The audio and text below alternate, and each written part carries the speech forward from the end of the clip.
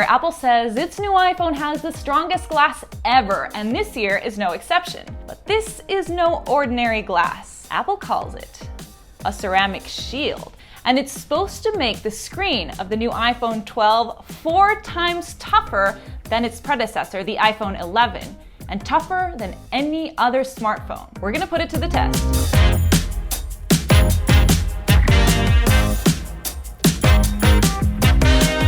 Now, because this is a completely new cover material, both for the iPhone and for smartphones in general, we're dividing up this test into 2 parts.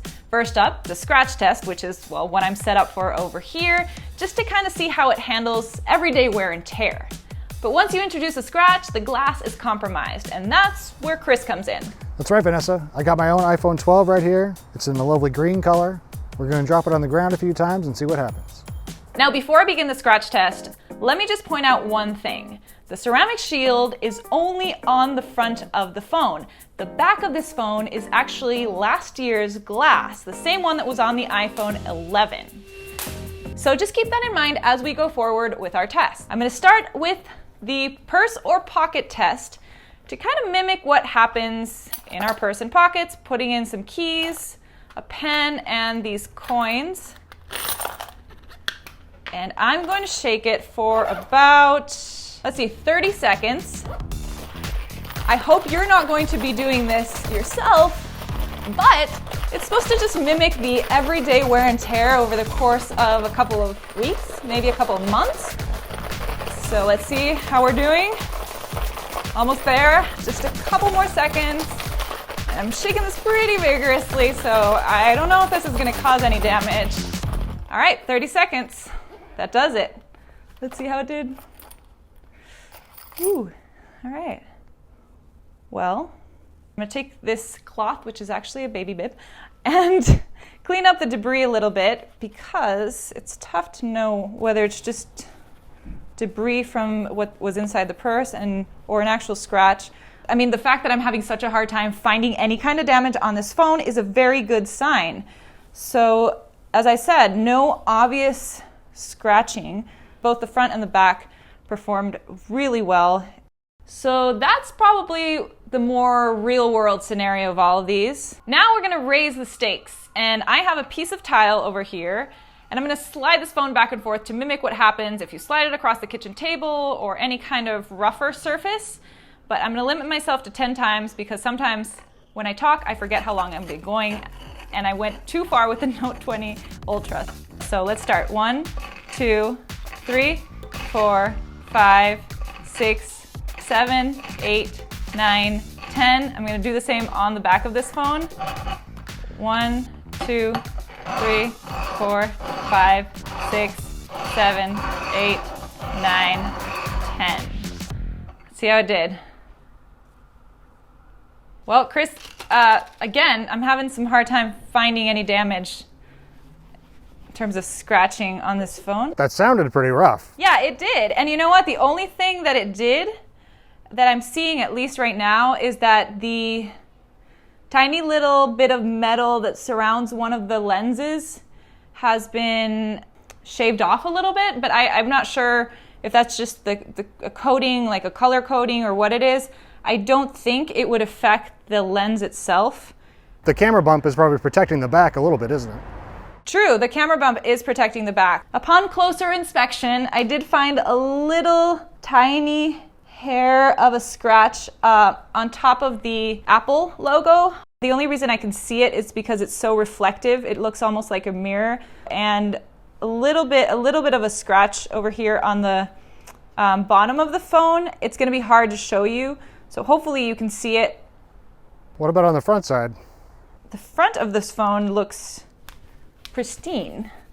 So that's interesting. Different type of glass, different performance for scratch resistance. At least it looks like the ceramic shield is protecting it. I swear I have inspected this phone, and the only damage that I could find are 2 tiny hairline of scratches on the back and the scuffing on the frame surrounding one of the lenses. That's about it. I have a feeling this next test might show us some different results. I have a sheet of sandpaper. Now, hopefully none of you are gonna be rubbing it against sandpaper, but it's meant to mimic what happens when it falls on cement or any other extremely rough surface. This is 80 grit sandpaper. Corning uses a lesser version of this for some of their tests on the glass, and I'm going to slide it again 10 times on both sides. 1, 2, 3, 4, 5, 6, 7, 8, 9, 10. Onto the other side. 1, 2, 3, 4, 5, 6, 7, 8, 9, 10. This is like nails on a chalkboard. Oh my gosh. Let's assess the damage. Yeah, there's damage. Let's see how much of this damage is part of the debris and how much it's actually scratching. It just hurts so much just to even hear that sound. It's so bad. All right, this is the back of the phone, so that glass, and it does have quite a bit of damage, but I think because of the way it's angled, it does protect it a little bit, and the camera's survived without even a scratch, just that same little scuffing of the frame of one of the lenses. There you can see some of the scratches, and here on the front it does look like the front has more scratching or more visible scratching. So I rubbed it on sandpaper and it scratched. Big surprise, right? But it is important to note the way that they scratched is very, very similar, even though they are different materials. They look about as deep and they scratch in the same way. So what are your takeaways here, Vanessa? Well, pretty much don't slide it across your driveway, that's for sure. But your everyday wear and tear, pockets, even bathroom floors, this will hold up both on the front and the back of the phone. It kind of just expect it to perform the same as glass in terms of scratch resistance, and it's pretty good for that matter. And now it's Chris's turn with the drop test. That's right. Like we usually do in these drop tests, we're going to start out at pocket height. That's about 3 feet off the ground. I'll drop it on the front, take a look. We'll drop it on the back, take a peek. If it's not totally shattered by then, we'll go up to about 6 feet, drop it on the front and the back. If it's still hanging in there at that point, then we'll reassess and see where to go next. Now, before you drop that phone, let me just say one more thing about the design. And because the glass is flush with the side of the phone this time around, instead of kind of curving upward as in previous models, that in and of itself is going to make it twice as tough, even though it does have that same glass as the iPhone 11 on the back of the phone. So again, just keep that in mind as we go forward. Now take it away, Chris. Okay, I'm all set. I'm ready for the first drop, hip height, face down. You want to count me in, Vanessa? All right, let's do this. In 3, 2, 1, drop.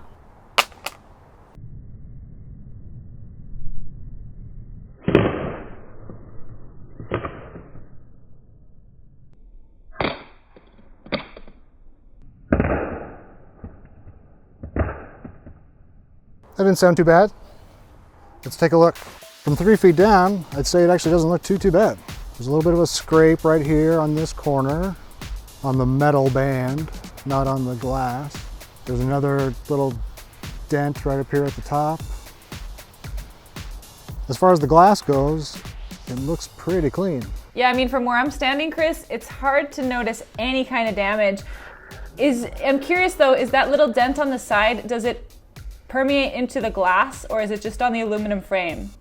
No, it's just on the aluminum right here. It doesn't travel over into the glass or anything. Same up here at the top. It's purely cosmetic on the metal, not on the glass. All in all, I'd say it's looking pretty good. Totally still usable, but now let's drop it on the back and see what happens. Here we go again from pocket height, 3 feet. Count me down. In 3, 2, 1, drop.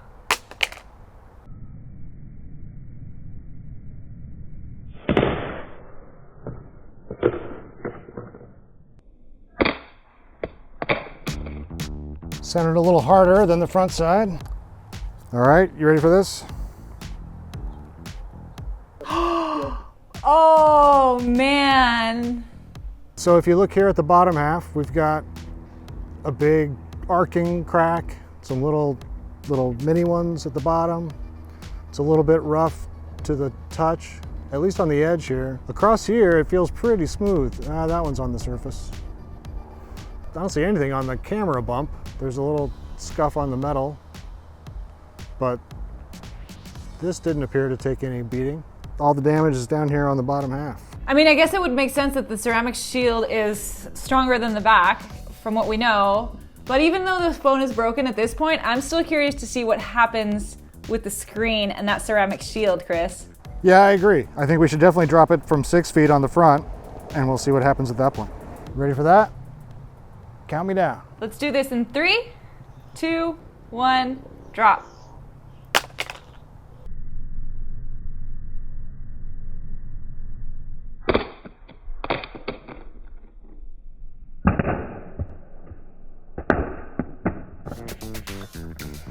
Here it is, the front from 6 feet. Gotta say, it's looking pretty good. No major cracks or shatters along the front. The only thing I see is this little spot on the top corner. Now, if I brush this, that's just the aluminum that sort of came across the top of the glass. The glass itself underneath is just fine. Is there any scratching to the glass at all at this point, Chris? I don't see any scratches at all. It looks pretty much pristine. It's looking like the screen on your phone is going to come out a lot better looking than mine, even though you dropped it on actual concrete. True, but I only dropped it once, not like I was using it as a hockey puck. Yeah. I have to say I'm pretty impressed with this glass so far. I say we just disqualify the backside of the phone at this point and keep going with the front because the screen is what's interesting, to me at least. What do you say? I agree. Let's go to 9 feet. All right, Chris is on the ladder. Let's do this. 9 feet in 3, 2, 1, drop. Ooh, that wasn't exactly flat.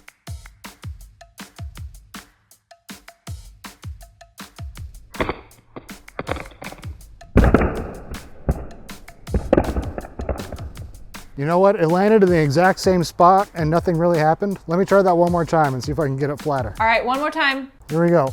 3, 2, 1. Oh, got a tumble on that one. Still looking good. One more time. Oh my gosh. Twice from 9 feet, nothing. Let me try and get this nice and flat.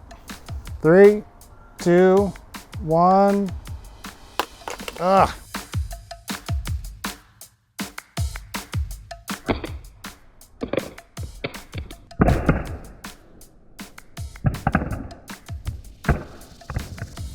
I'm telling you, this thing is doing great. Oh my gosh. Nothing? Seriously? I dropped it 3 times from about 9 feet, and this front screen looks just as good as it did when it came out of the box. The back hasn't even changed that much. This metal frame is really the most worse for wear after all these drops. In fact, I still can't see any cracks on this front one at all. That's really impressive, Chris. I mean, even though it didn't fall flat, it still fell 3 different times from 9 feet, and hopefully none of you are going to be doing that intentionally. So I'd say it's a pass in my book, if not a complete win. Yeah, I'd have to agree. After these first cracks on the back from just 3 feet, I was a little skeptical how this was going to survive as we got higher, but sure enough, that was the only real damage we saw besides just that scuffing. So any final thoughts, Vanessa? So it's obviously not indestructible. We didn't expect it to be indestructible, but it has gone far and above my expectations. Now, obviously you have to be careful with the back because it doesn't have that ceramic shield, so you're probably still gonna need a case on it, but that ceramic shield did hold up to the claim, at least in our tests. Obviously your mileage can vary. These are not scientific tests. Chris, would you go caseless this year? You know, I probably wouldn't feel too bad about trying to do this without a case. That being said, the new MagSafe cases that just stick right on the back with a magnet are kind of cool. Plus they have them that are clear, so you're not going to cover up whatever color you end up buying. Well, that's been our scratch and drop test of the iPhone 12. Now let us know in the comments section whether or not you would feel confident enough to use this phone without a case. I'm curious to know. Also, make sure to check out our other drop and durability tests on CNET and keep coming back because we're going to continue running some other tests on the iPhone 12. See you next time. So long.